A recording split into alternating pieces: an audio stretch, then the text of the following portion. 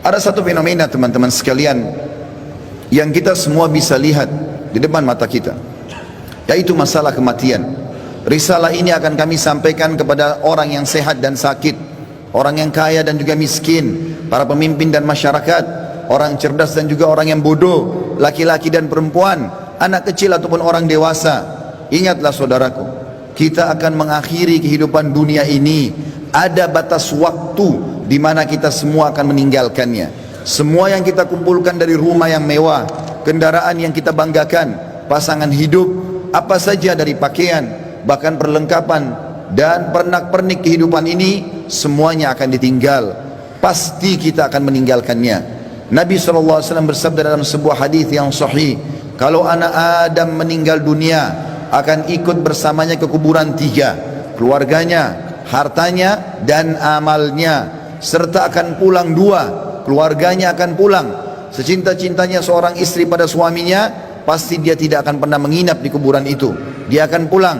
Cinta-cintanya seorang suami pada istrinya juga tidak akan tinggal menemani istrinya di kuburan. Orang tua dengan anak, teman dengan temannya, bawahan dengan atasannya, semuanya akan meninggalkan kuburan tersebut. Begitu juga dengan harta. Mobil semewah apapun hanya diparkir di pagar kuburan. Setelah itu akan dibawa pulang menjadi warisan. Yang tinggal bersama kita hanya satu, amal kita, yang selama ini selalu kita lalaikan.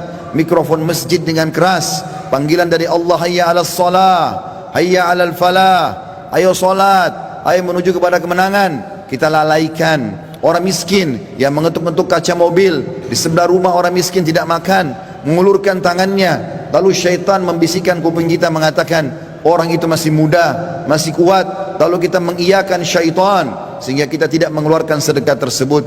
Al-Quran hanya menjadi hiasan, berbangga-bangga dengan kertasnya, dengan sampulnya yang bagus, penerbitnya yang dikenal, atau yang bestseller yang dijual di pasar-pasar. Bukan lagi berfungsi sebagai ayat-ayat Allah, peringatan yang harus dibaca dan jadi prinsip hidup, hanya menjadi sebuah kenangan saja.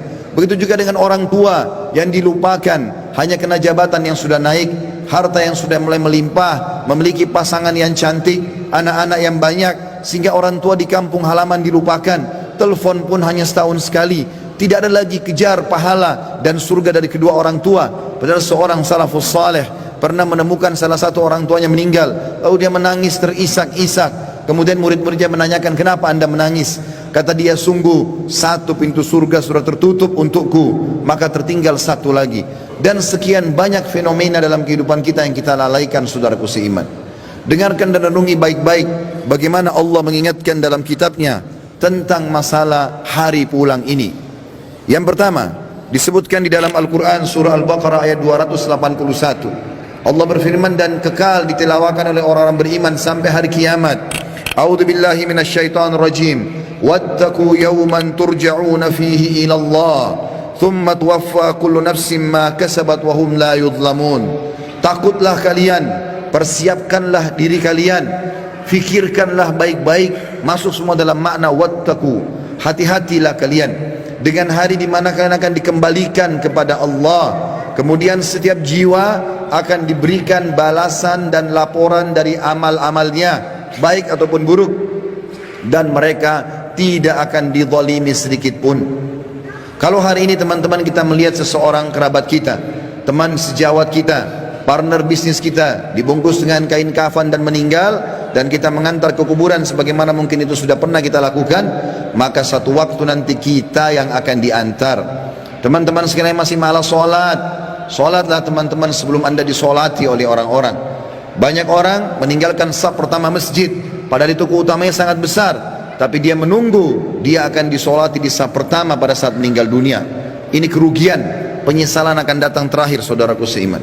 Dalam ayat lain Allah berfirman dalam surah Al-Baqarah ayat 48, A'udzu billahi minasyaitonir rajim. Wattaqu yawman la tajzi nafsun an nafsin syai'a wa la yaqbalu minha syafa'atun wa la yu'khadhu minha 'adlun wa la hum yunsarun. Hati-hatilah kalian, perhatikan baik-baik, renungi baik-baik kata Allah, hari di mana tidak ada lagi jiwa bisa membantu jiwa yang lain, dan tidak akan diterima lagi rekomendasi-rekomendasi, pertolongan-pertolongan, dan juga tidak akan pernah ada yang bisa memenangkan. Di dalam ayat yang lain juga Allah mengingatkan surah Luqman, surah nomor 31 dalam Al-Quran ayat 33. A'udzu billahi minasyaitonir rajim. Ya ayyuhan nas, ya ayyuhan nas ittaqu rabbakum wakhshaw yawman la yajzi walidun an waladihi wala mauludun huwa jazin an walidihi syai'a. Inna wa'dallahi haqqun fala taghurrannakumul hayatud dunya wala yaghurrannakum billahil garur. Artinya, hai sekalian manusia, wahai manusia, Allah panggil, Allah memanggil semua kita tanpa mengenal sukunya, bangsanya, jabatannya, status sosialnya, ataupun laki-laki dan perempuan, muda ataupun tua. Allah mengatakan, wahai manusia, takutlah kalian kepada Tuhan kalian dan khawatirlah terhadap hari di mana tidak akan ada lagi pertolongan, tidak ada orang tua bisa menolong anaknya, dan tidak lagi anak-anak bisa menolong orang tuanya. Sesungguhnya janji Allah pasti benar. Jangan kehidupan dunia melalaikan kalian, dan jangan sampai kalian terlalaikan. Allah subhanahu wa ta'ala mengingatkan di ayat yang lain, surah Al-Muzammil, surah nomor 39 ayat 17 sampai 19. Allah berfirman, a'udzubillahi minasyaitonir rajim. Fa kaifa tattaquna in kafartum yawma yaj'alul wildanu shiba. Bagaimana kalian bisa memungkiri hari di mana anak kecil pun bisa menjadi tua tiba-tiba? As-sama'u munfatirun bih, pada hari kiamat nanti maka langit-langit pun akan pecah. Kana wa'duhu maf'ula, dan itu janji Allah pasti akan terjadi. Inna hadhihi tadhkirah, ini adalah peringatan yang sangat bermanfaat. Wa man syaa'a attakhadha ila rabbih sabila, siapa yang berakal maka dia segera mengambil jalan menuju ke Tuhannya. Saudaraku seiman, ada seorang soleh dulu kaya raya di zaman tabi'in di Irak. Dia lagi duduk di kebun kurmanya. Orang ini kebetulan sering ibadah, rajin sekali ibadah. Satu waktu dia pernah lalai beribadah. Ada beberapa waktu dari amal-amal sunnah yang dia tinggalkan, bukan amal wajib. Lalu kemudian di kebun kurmanya dia duduk, dan sering kali dalam beberapa hari di mana dia lalai itu, dia menyuruh pegawainya memetik kurma-kurma yang masih segar, ditaruh di depannya, lalu dia menyuruh semuanya bubar untuk dia nikmati sendiri kurma itu. Dan kebunnya ini ditutup dengan pagar yang sangat tinggi, tidak ada yang bisa masuk. Maka pada saat dia lagi duduk menikmati kurma tersebut, tiba-tiba di depannya semak belukar ya bergerak seakan-akan ada orang. Maka dia sambil marah mengatakan, siapa kamu? Begitu beraninya kamu masuk ke dalam kebunku tanpa izin. Maka tiba-tiba keluar dari semak belukar tersebut orang yang dia tidak kenal. Lalu orang itu mengatakan, sesungguhnya aku adalah sosok yang tidak butuh izin untuk datang ke tempat siapapun. Aku sosok yang selalu ditakuti oleh seluruh raja-raja dan orang-orang yang membongkok atau menyombongkan diri.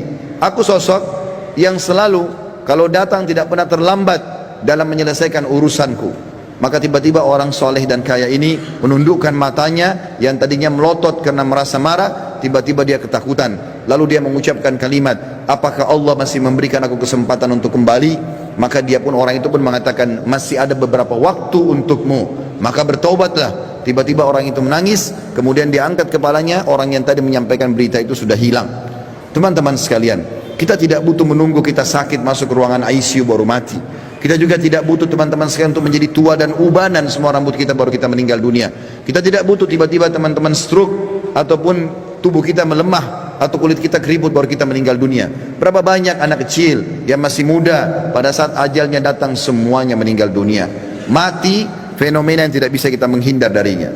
Perhatikan baik-baik, Allah berfirman di dalam surah Al-Imran, surah nomor 3 ayat 185. A'udzu billahi minasyaitonir rajim.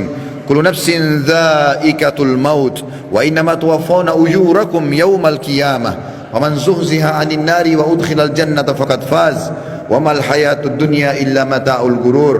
Semua yang bernyawa pasti merasakan kematian, dan mati adalah terlepasnya ruh dari jasad seseorang dan pindahnya dia ke alam abadi akhirat sana. Dan setiap jiwa akan diberikan balasan pada hari kiamat sesuai dengan amalnya. Maka siapa yang bisa diselamatkan pada hari kiamat dari api neraka, kemudian masuk ke dalam surga, sungguh dia telah beruntung. Ketahuilah, kehidupan dunia hanyalah kehidupan yang menipu belaka. Di dalam ayat lain, Allah mengingatkan juga dalam surah Al-Anbiya, wahai para olahragawan yang merasa badannya berotot, kuat, segar, atau orang-orang yang menjaga kesehatannya dengan vitamin yang mahal, tidak akan bermanfaat pada saat ajal datang. Wahai orang-orang yang merasa hartanya banyak, orang yang selalu memerintahkan banyak pegawainya, sadarlah teman-teman sekalian bahwasanya itu hanya sebentar. Semua ada pertanggungjawabannya. Allah mengingatkan dalam surah Al-Anbiya, surah nomor 21 ayat 35. A'udzu billahi minasyaitonir rajim. Kullu nafsin dha'iqatul maut wa nabluukum bisyarri wal khairi fitnah wa ilaina turja'un. Semua yang bernyawa pasti akan mati, dan kami menguji kalian dengan kebaikan dan keburukan sebagai fitnah, maka kalian harus tahu kalian akan dikembalikan kepada kami. Maksudnya kata ulama tafsir, kebaikan adalah dengan jabatan, dengan harta, dengan kelebihan paras wajah, fisik, pasangan hidup, keturunan yang banyak. Itu cobaan dari Allah subhanahu wa ta'ala. Bersyukur tidak? Digunakan dalam ketaatan kepada Allah atau tidak? Dia tunggangi enggak itu untuk panen pahala yang besar pada hari kiamat? Begitu juga kami uji kalian dengan keburukan. Keburukan juga datangnya penyakit, gangguan orang, semua melalui itu. Bersabar tidak, sehingga akhirnya mendapatkan pahala yang maksimal pada hari kiamat. Di dalam ayat lain surah Al-Ankabut, surah nomor 29 ayat 57 juga Allah berfirman, A'udzu billahi minasyaitonir rajim. Kullu nafsin dha'iqatul maut, tsumma ilaina turja'un. Semua yang bernyawa pasti akan mati. Sekuat apapun dia, sehebat apapun dia sembunyikan dirinya dalam sebuah bangunan yang besar, pasti dia akan mati dan akan dikembalikan kepada kami. Di dalam ayat lain Allah lebih jelas lagi menekankan masalah itu dalam surah An-Nisa. A'udzu billahi minasyaitonir rajim. Aina ma takunu yudrikumul maut walau kuntum fi burujim musyayyadah.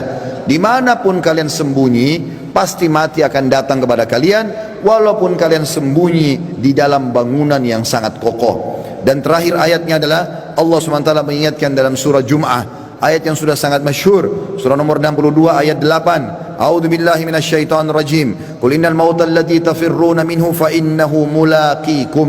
Tsumma turadduna ila alimil ghaibi wasyahadati fayunabbi'ukum bima kuntum ta'malun.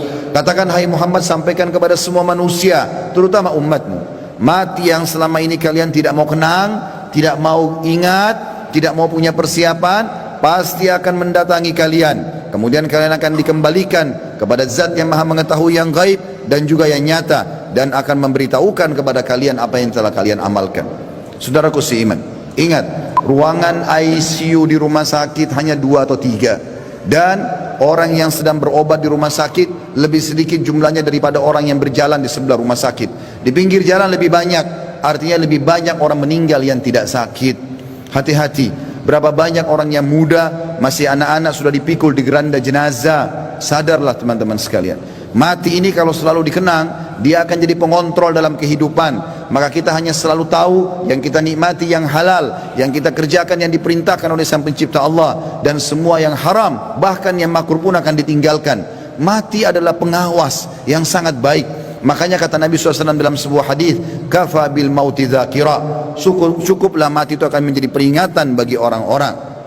Ini bukan bermaksud menakut-nakuti, tetapi kita harus sadar sebagai seorang muslim, salah satu rukun iman kita iman kepada hari kiamat, rukun iman yang kelima, dan rentetannya adalah mengetahui kematian akan datang, mengetahui adanya alam barzah, dan juga kita tahu akan ada pembangkitan hari kiamat dan ditimbang amal baik dan amal buruk, serta juga akan ada surga dan neraka.